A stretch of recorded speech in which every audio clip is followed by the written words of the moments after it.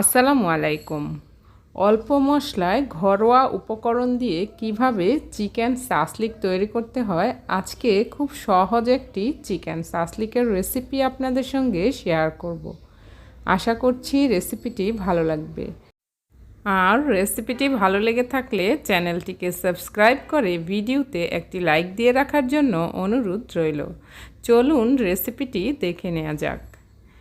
এখানে আমি মুরগির বুকের মাংসটা নিয়েছি। বোনলেস চিকেন নিতে হবে, আর এরকম স্কোয়ার সাইজের করে কেটে নিয়েছি।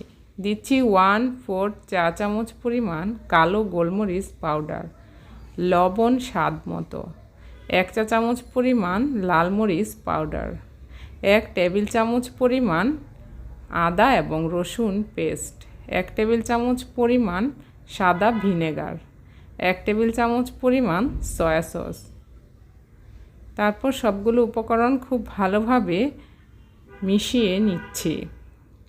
এখন দিচ্ছি 1 টেবিল চামচ পরিমাণ টমেটো সস। টমেটো সস দিলে খেতে আরও বেশি ভালো লাগে।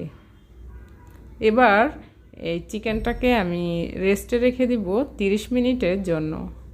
এখানে আমার কাছে খুবই অল্প পরিমাণের সবজি রয়েছে, সেগুলো নিয়েছি।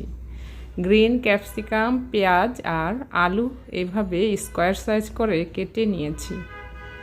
30 মিনিট পর এবার চিকেনের সঙ্গে এই সবজিগুলোকে খুব ভালোভাবে মেখে নিব, এতে করে চিকেনের সাথে লেগে থাকা মশলাটা সবজিগুলোর সাথে লাগবে।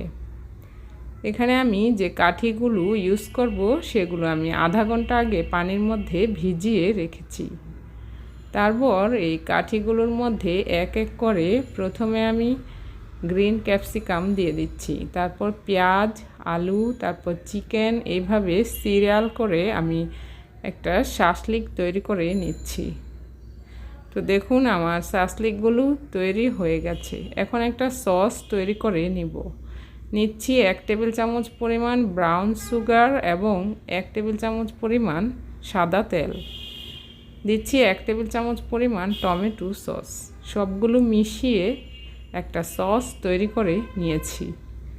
এবার প্যানের মধ্যে সামান্য পরিমাণ তেল দিয়ে তেলটাকে ব্রাশ করে নিচ্ছি।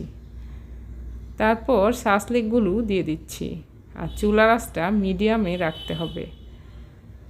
তারপর তৈরি করে রাখা যে সসটা তৈরি করলাম সেটা উপরে ব্রাশের সাহায্যে দিয়ে দিব।